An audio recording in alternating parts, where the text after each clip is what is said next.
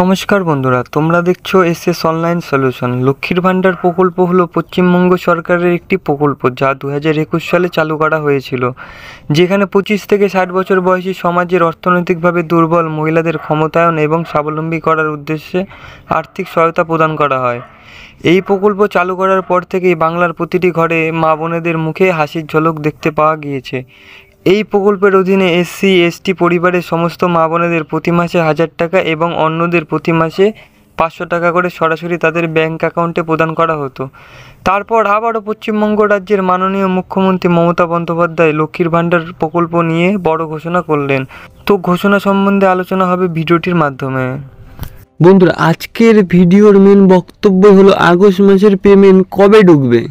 তো যাদের এখনও পেমেন্ট ঢোকেনি তারা প্লিজ ভিডিওটি মনোযোগ সহকারে দেখো, এবং যারা আমার চ্যানেলে এখনও সাবস্ক্রাইব করেনি তারা প্লিজ আমার চ্যানেলটি সাবস্ক্রাইব করে দিও।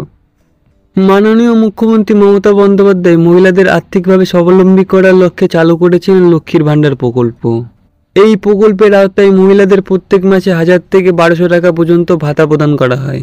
প্রকল্পের টাকা সরাসরি মহিলাদের ব্যাংক অ্যাকাউন্টে পাঠানো হয়, যা তাদের আর্থিক স্থিতি বাড়াতে সাহায্য করে।